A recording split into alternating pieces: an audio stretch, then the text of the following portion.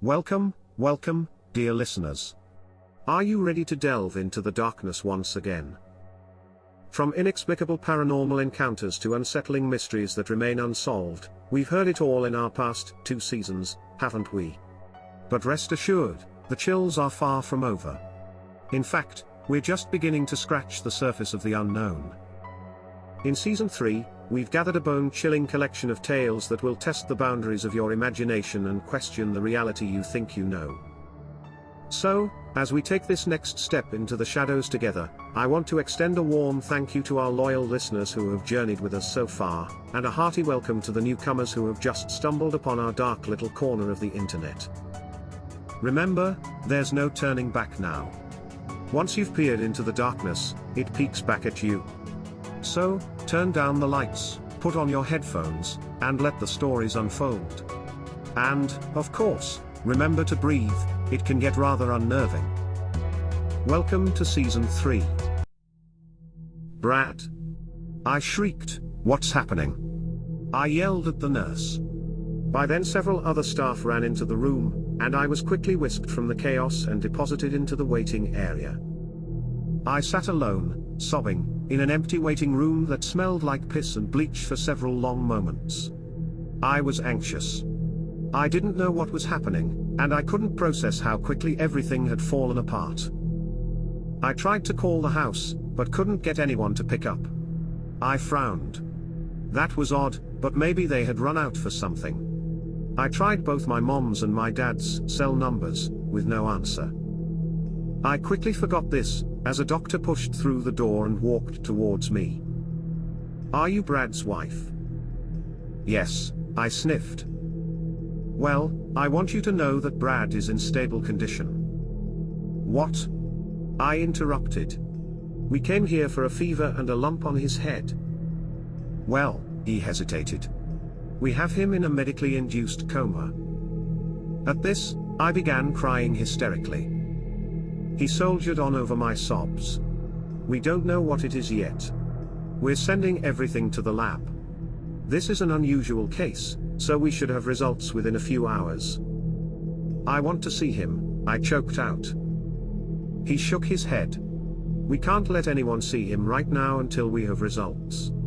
We have him quarantined until we can identify the pathogen."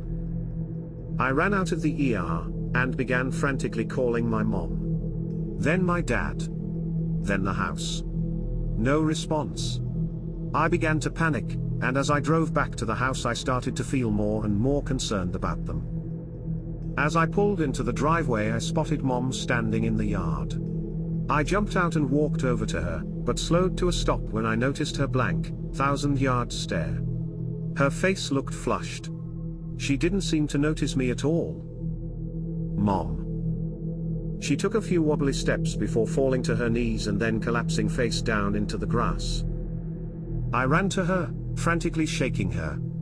Her skin was fiery hot and clammy. I noticed she had a huge lump on the back of her head. Massive, really. My hand shook as I gingerly touched the mass. Unlike Brad's, hers exploded in a mess of hair like spaghetti and yellow pus. I screamed.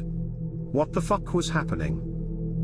I ran into the house and grabbed the phone. As I dialed 911 and relayed the situation to an operator. As I waited for the voice on the other end of the line, I raised my head and looked out the kitchen window. That's when I saw Dad standing in the yard, staring at our back tree line. After a brief second, I watched in horror as he too fell to his knees and collapsed in the grass. "No," I sobbed into the receiver. I hung up the phone as soon as she said they were on their way and rushed outside. Dad was the same as Mom. But his was more advanced. He didn't have just a bump on his head. His had sprouted. It almost looked like a growth. When the EMTs loaded his body on the stretcher sometime later, I swear I saw dust, spores, flake off of it. The day passed in a blur as I dealt with the EMTs and eventually, the coroner. I was in complete shock. I had no idea how to process what was going on at all. I mean, really, what was going on? That's when I got the call. It was the hospital. Brad's lab results were back. I felt a rush of guilt. I'd completely forgotten about Brad. Mom, we are making a preliminary diagnosis on your husband's sample. Looks like a rare form of cordyceps fungi, spread from undercooked poultry. It's spread within chicken and turkey houses with unsanitary conditions. What? What is a cordyceps? I whispered. It's a parasitic fungi, often called a zombie fungus. Most common insects, but we're seeing these livestock to human ones more and more often. Still very rare. Is there any chance you know the brand of your turkey? You should be entitled to financial compensation from the company. I think this might have been what killed my parents. There was a brief second of dead air. Are you saying there are other victims? I managed to relay the events of the day as succinctly as possible. I'll notify the authorities, and the CDC. They're going to need samples.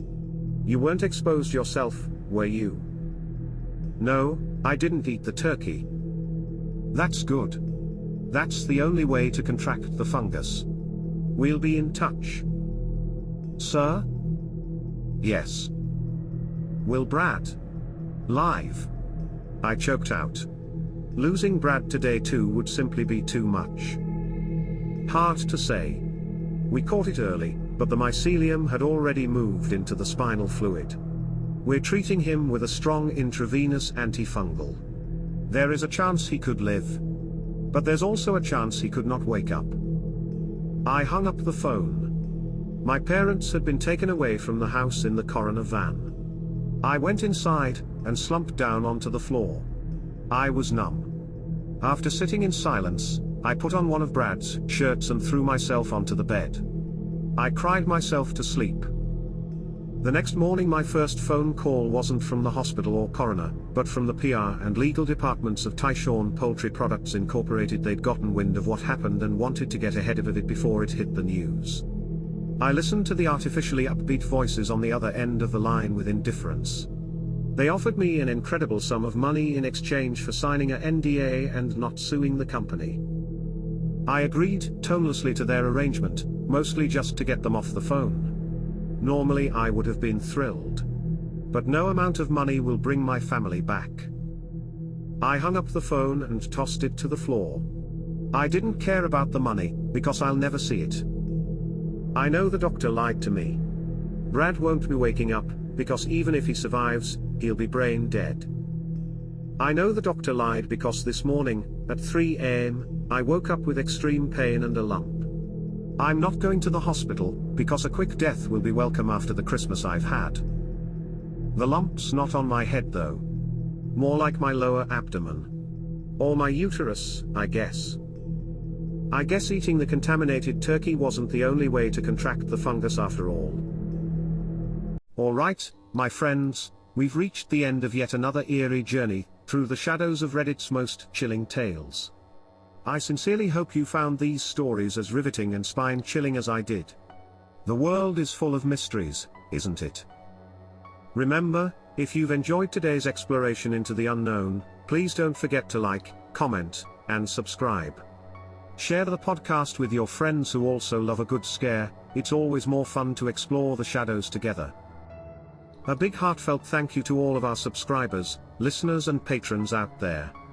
Your support is invaluable. It keeps the lights on here, and more importantly, keeps us delving into the eerie corners of the internet to bring you the best scary stories out there.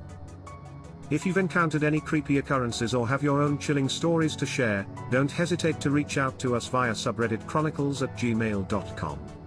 We always love hearing from you, and who knows, your story might just feature in one of our future episodes.